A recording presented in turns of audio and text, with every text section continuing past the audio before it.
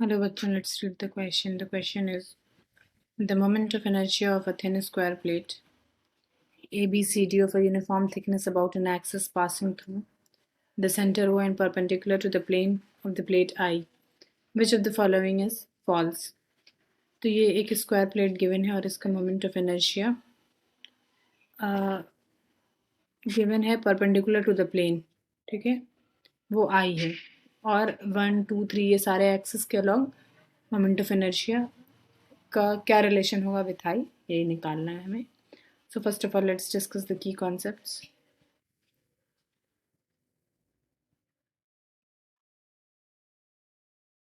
तो perpendicular axis theorem हम यहाँ पे अप्लाई करेंगे, वो क्या होता है देखते हैं.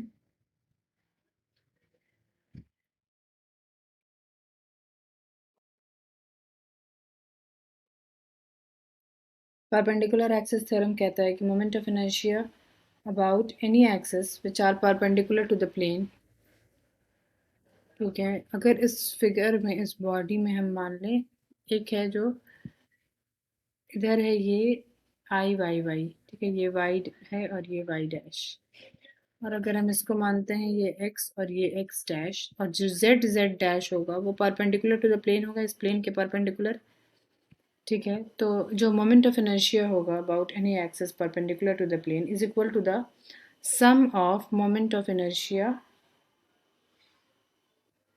और moment of inertia about any two axis in the plane, ठीक है. तो वो किसके सम के बराबर होगा, जैसे I Z dash is equal to I X dash plus I Y Y dash. ये होता है परपेंडिकुलर एक्सिस थ्योरम. ये दोनों जो है वो प्लेन में है और ये परपेंडिकुलर टू द प्लेन है, तो मोमेंट ऑफ इनर्शिया इन दोनों का जो सम होगा वो आई जेड डैश के बराबर होगा. तो अगर हम इस फिगर में देखें तो जो आई वाला है वो परपेंडिकुलर टू द प्लेन है, ये जो आई गिवन है. तो यहाँ पे क्या होगा, आई इज इक्वल टू क्या होगा, यूजिंग परपेंडिकुलर एक्सिस थ्योरम हम लिख सकते हैं, यूजिंग परपेंडिकुलर एक्सिस थ्योरम हम क्या लिख सकते हैं, I is equal to perpendicular और ये दोनों भी मतलब आई इज इक्वल टू क्या हो जाएगा, I4 प्लस I3, और आई इज इक्वल टू क्या हो जाएगा, I1 और I2, ठीक है, क्योंकि ये दोनों जो एक्सिस है ये भी इसके परपेंडिकुलर है और I4 और 3 ये भी इसके परपेंडिकुलर है, ठीक है. और इस थ्योरम में ये दोनों x के परपेंडिकुलर है और इस प्लेन के जो परपेंडिकुलर है वो ये है, तो जो सम होता है वो यही होता है, I Z Z dash is equal to I X S plus I Y Y dash. तो अगर हम इसका यूज करके लिख सकते हैं, I is equal to,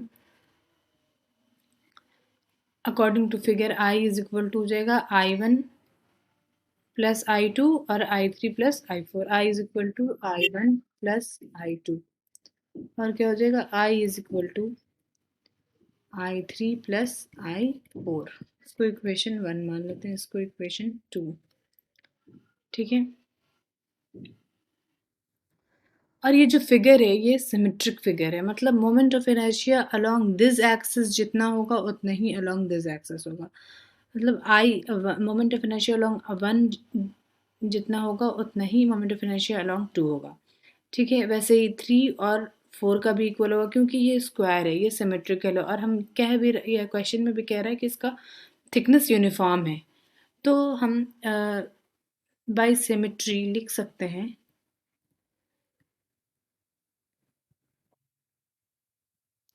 symmetry ये कहता है कि I1 is equal to I2 है, ठीक है, और I3 is equal to I4 है. ये सिमेट्री के मुताबिक हम ये भी कह सकते हैं. और जब ये और I1 और I3 भी इक्वल होगा, वो क्यों होगा, हम देखते हैं कि कैसे होगा. I1 is equal to I2 को अगर हम इक्वेशन 1 में पुट कर दें तो I इज इक्वल टू को लिख सकते हैं 2I1, ठीक है. तो I1 इज इक्वल टू क्या आ जाएगा, I बाई 2, इसको इक्वेशन 3 मान लेते हैं. वैसे ही इक्वेशन 2 में अगर हम लिखते हैं I is equal to 2I3, ठीक है, तो I3 क्या आ जाएगा, I अपॉन 2, ये आ गया इक्वेशन 4। और अगर हम इक्वेशन 3 एंड 4 को देखें, फ्रॉम इक्वेशन 3 एंड इक्वेशन 4, 3 और 4 को देखेंगे तो हम क्या कर सकते हैं, I1 भी I/2 के बराबर है और I3 भी I/2 के बराबर है, तो I1 is equal to I3। वैसे ही हो जाएगा I4 is equal to I2। Similarly अगर हम I3 की जगह I4 निकालें तो वो भी इक्वल होगा, तो I1 is equal to I3 जैसे हुआ, similarly I2 is equal to I4। ठीक है, तो अब इक्वेशन 1 में I1 की जगह I3 भी लिख सकते हैं, तो इक्वेशन 1 में हम ये भी लिख सकते हैं। So I is equal to I1 plus I3 और I इज इक्वल टू क्या हो जाएगा, I is equal to I1 plus I3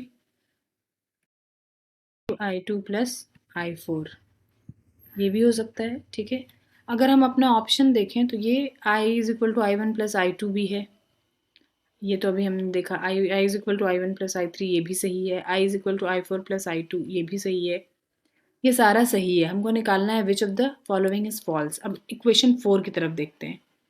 ठीक है, ये सारा ठीक है, I2 is equal to I4। अब अगर हम इक्वेशन 4 की तरफ देखें और ये वाला जो इक्वेशन है 1 और 2, इन दोनों को अगर हम ऐड कर देंगे तो क्या आएगा, 2I is equal to adding 1 and 2,